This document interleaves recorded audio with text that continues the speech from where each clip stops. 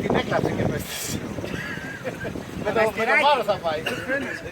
Θα είναι και εξής καινοτομία. Όχι. Θα πάρουν όλοι από ένα γύρο και από αυτά θα ξαναπάρουν και δεύτερο. Που σημαίνει ότι θα έχουν δεύτερη πιθανότητα να πέσει εκεί που είναι να πέσει. Και φέτος, φίλε, για να είναι όλοι. Η διαφορά μου με το φρέσκο είναι ότι φέτος έχω βάλει στο κάθε κομμάτι από ένα φλουρί. Αυτό που δεν έχει φλουρί, αυτός θα κερδίσει. Και αυτός που κερδίζει θα πληρώσει το φόρο για του χρόνου. Να ρωτήσω κάτι. Τι έχουν ξεχωρίσει αυτοί που νομίζουν ότι θα κερδίσουν? Για να ξέρω. Έλα ρε μαλακά.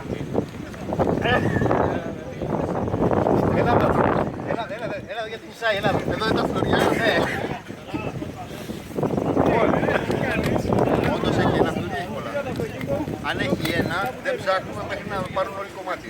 Αυτό που πες δυνατά να τα πούμε. Λοιπόν, έλα εδώ να το φτώνουμε, ρε μαλάκι. Κοίτα εδώ, εδώ το λιμάρι, κοίτα το λιμάρι. Ο λιμάρις. Τι έχει φάει εκεί που σταματήσει. Κράτα εδώ. Μαλάκα. Μαλάκα. Λοιπόν, έχεις το τρεις κομμάτια, κεφάλια. Ναι, τα παιδιά.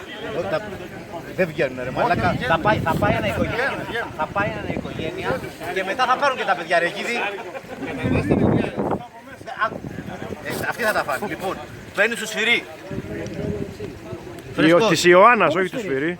Εντάξει. Πού είναι ο Σφυρής? Λοιπόν, έλα εδώ. Βάλτε το στην άκρη. Λοιπόν, Σφυρής. έλα. Δεν περίμενε τον Ηλία, Σταμάτα ρε.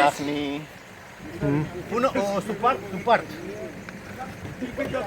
Έλα εδώ ρε μαλακά. Βοηθήστε ρε μαλακές, βοηθήστε.